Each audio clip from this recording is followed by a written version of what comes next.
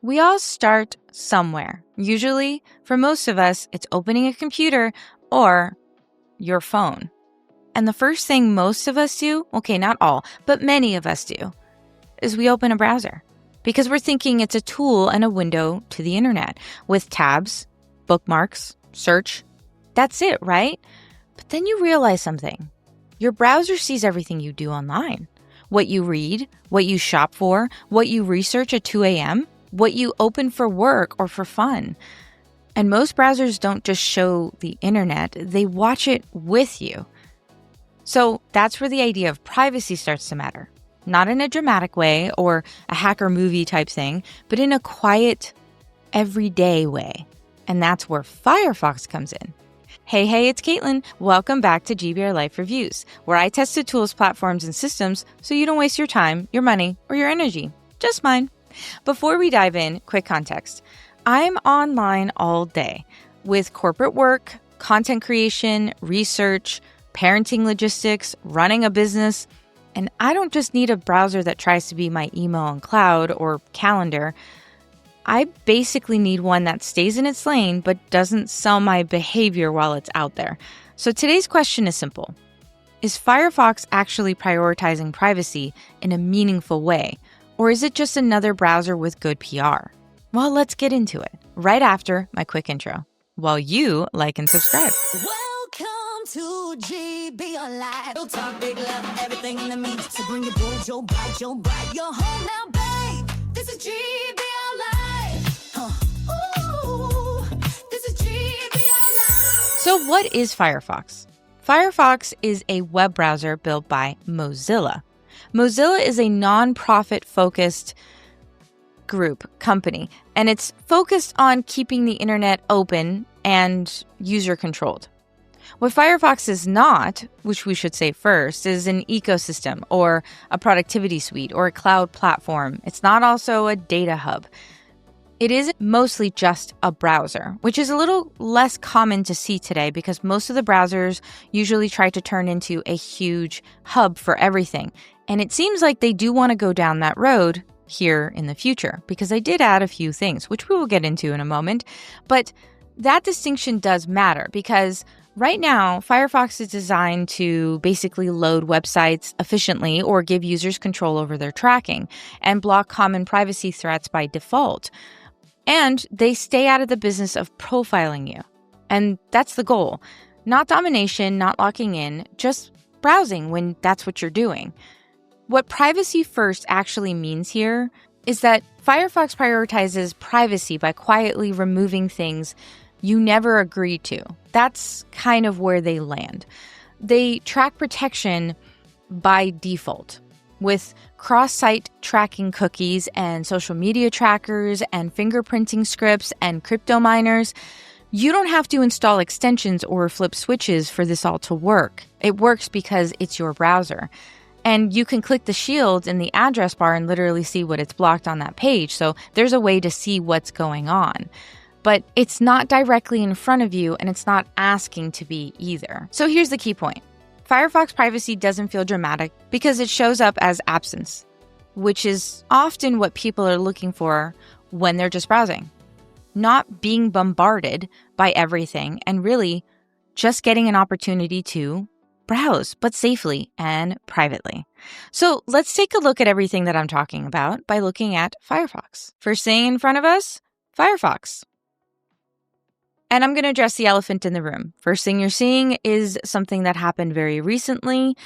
And I normally film these usually a little bit ahead of time, but I was a little late on that. And then everything happened and now it is front page news. So I will say that these things are happening. GBRLIFE wants as a whole to say truly rest in peace to Renee. Other than that, this is Firefox. And the first thing you're seeing is the home page. It looks like what most browsers look like when you're looking at a front page. But I have noticed that many browsers right now are showing a lot of these sponsored ads in order to pay for a lot of these things that you'll see in a moment. Now, you will also see a couple other things that I have over here like Google Meet, because I was trying to see whether or not Firefox still had the same issue it had years ago, maybe a decade or more ago, which was that it didn't really work well with Chromium. And we'll get into that in a moment. So I did go over to Google Meet and to GBRLIFE, which, speaking of GBRLIFE, if I actually go over to it right now, here is the latest page. And if I refresh, first thing you're going to see, it refreshed pretty quickly. Aha, and there is an ad. So yes, it did load an ad, but it is pretty quick and it's pretty stable with what it's doing, making it reliable. And it is already respecting some of my boundaries, because while this one ad came up, 15 didn't. And that makes a difference when you're searching. You do see a couple in there, but not too many. It's not bombarding, but it is, well, existing. And then you do have the ability to customize all this. You can see that this is the color purple. If I go over to the sidebar, you can see you can add ChatGPT or a whole lot of other options here when it comes to AI. One of the first times I've ever seen it, which kind of even seeing it again made me lose my speech there for a moment, and that's Claude AI. You don't see it on the options as often for AI sidebars, if you will. And there's also Google Gemini. So they have lots of chatbots available for you right on your sidebar. But that's really all they offer there. The only other thing you can do is add tabs from other devices like mobile. They do have a mobile option. And then also you have your history. So you can see it right there and you can see what's going on. But if you want to get rid of it, you can clear it immediately. And your bookmarks. And of course, you can add in, if you want to, additional folders for those bookmarks and things like that.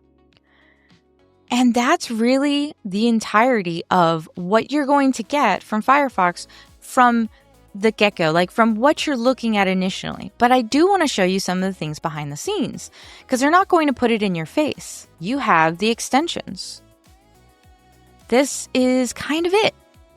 If I go, add-ons. If I go over here to the extensions, that's pretty much it. More add-ons. It's not a plethora of things, because remember, Firefox is not Chromium, which means it's not going to offer you or allow you to use Chromium-based extensions in Firefox. It's just not what it's doing, because it's not Chromium. And so that can feel a little bit annoying. So let me say right off the bat, here are some of the things I don't like. It's very basic with these extensions and add-ons. There's just not a lot that you can do. Not a lot of plugins either. They do give you some recommendations. And then if you're going over to privacy and security, they automatically put you on standard. So this is both a good and a bad. The good here is that you're automatically getting that privacy. The bad here is that if you want anything additional to what you're already getting, you kind of have to go in and set it. They don't tell you to go do that. You have to go looking for it. If anyone's looking for it, it's under settings, privacy and security, which kind of helps. But at least it is quick to say if you want it to be strict or actually customize what you're doing. And then you have things like Firefox Labs, which is basically just you trying out some new features, which is nice and another option for you, but it's not a whole lot either. It really, right now, it's just address bar, picture-in-picture, and some history search. The picture-in-picture is nice though, but they are using it as an option that, again, you'd have to go into your settings, into Firefox Labs, select this, and then be able to do it, versus it just automatically offering that for you in the get-go. And then the other thing, because this really only works with Firefox options and extensions and things like that, while out there in the world you don't really see any issues, I will say for anybody who's dealing with, using Google Meet, for example, as something that they utilize often within their 9 to 5, I would say this kind of stuff will probably not be as easy to use on things that are more intranet based.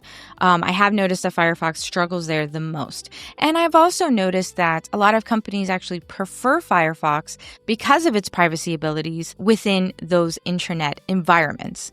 So I bet you're wondering what all of this costs. Firefox is completely free.